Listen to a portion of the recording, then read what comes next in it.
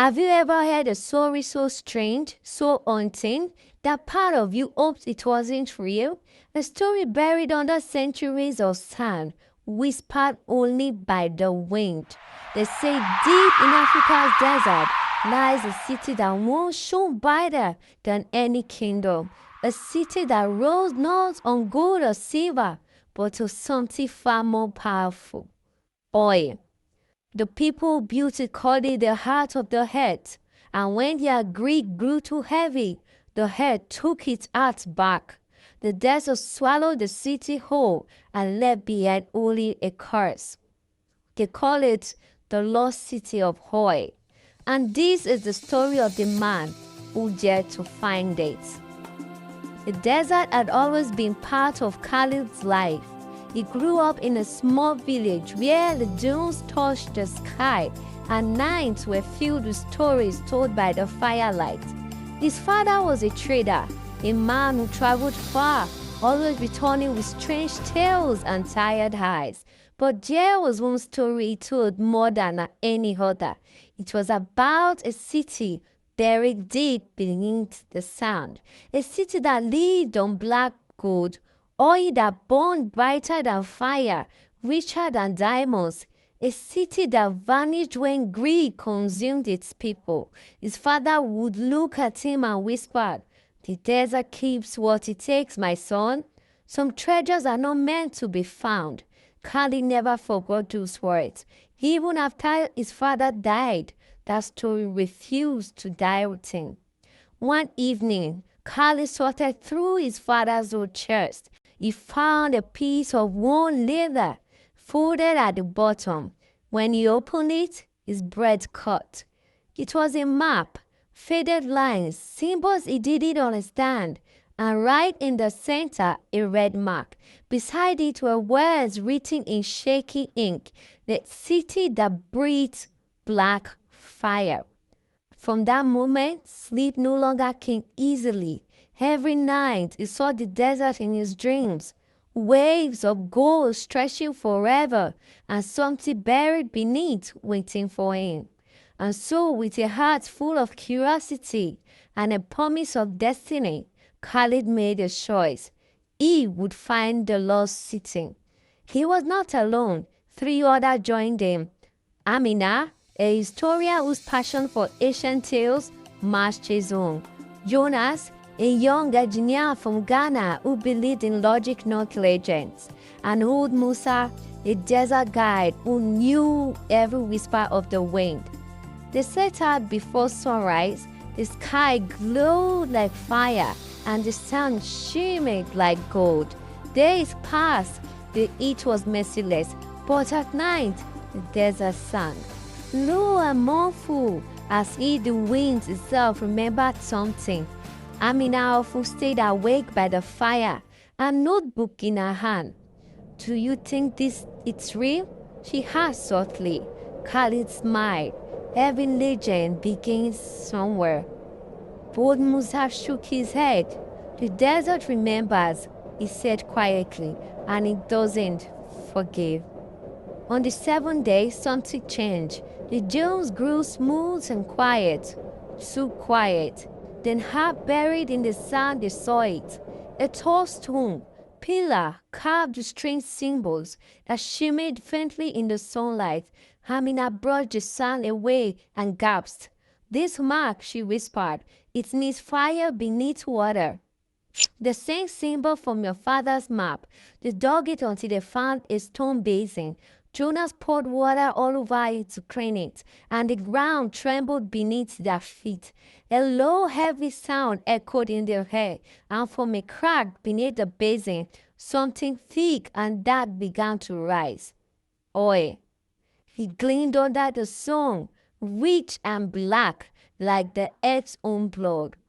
Musa staggered back, eyes with wide fear. "You have woken it," he said. "The city stirs." That night, the air grew strange. The fire refused to burn high, and the desert wind carried whispers that none of them could understand. Amina leaned closer to Khalid, voice trembling. They are warning us, they say. Leave the treasure, let it rest. But Khalid could not stop. He believed the desert had chosen him, that destiny had led him here. He could almost feel his father's eyes watching from the stars. At dawn, they saw something shiny beyond the dunes. Was towers, a city half swallowed by the sand. They stood frozen in silence. It was real. As they entered the rooms, the sand beneath their feet felt warm, almost alive. The city was carved from black stone that glimmered under the sun. Streams of oil ran through cracked veins of midnight, carving of men kneeling before flames covered the walls. As the center stood a great dome, inside was a pool of oil, wide, still, and strangely perfect. Amina whispered, "It's beautiful," Jonas muttered. "This shouldn't exist." Khalid knelt beside the pool and reached out, but before his arm touched the surface, the oil rippled. A deep sound rose from within, a hum that shook the chamber. Their equipment died, their light flickered, and in the darkness a voice spoke.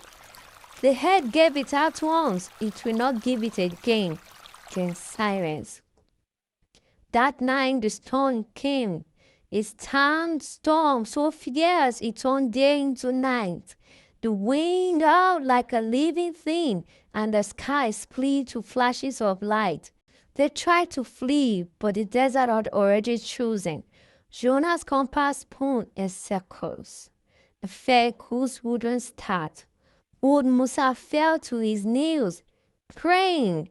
Kamina screamed Kali's name through the roaring sound, and in the chaos Kali saw them, dark shapes moving in the storm, walking without sound, and he heard his father's voice, carried on the wind. "Some treasures are not meant to be found, my son. Go home." The ground caved away beneath him, and Kali fell into the heart of the earth. When he opened his eyes, he was underground. Golden light glowed from the walls, and the earth smelled of smoke and oil. He followed a narrow tunnel until he reached a grand chamber. There stood a statue, a woman carved from black stone, holding a bowl of oil that burned with silent flame. Behind her, carvings told a story, a people who found power in oil, who built wonders, who grew greedy, and who buried their own city to save the world from their mistake. Khalid fell to his knees. The cause was not evil, it was a warning. The city was not guarding treasure, it was guarding the world. He closed his eyes and whispered, "Forgive us." The flame flickered once, and the darkness swallowed him whole. When the storm passed, Amina and Jonah searched for him.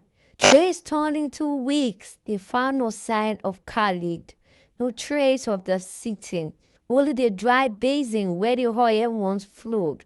They returned home in silence, carrying memories they could never explain. And yet sometimes, after heavy storms, travelers came to see black stones glittering under the sun. Sometimes, in the stillness of night, the desert wind carries a faint voice calling through the doors. The city chooses who may find it, only the worthy return. And so the legend remains. Some say it's just a story. Others believe the city sleeps beneath the sand, waiting. But one truth cannot be denied. This desert remembers. It guards what is buried, and it always takes back what does not belong. So if you ever find yourself standing before the gaudy dunes and you hear the wind whisper your name, do not answer, because some treasures are not meant to be found, and some deserts never forget.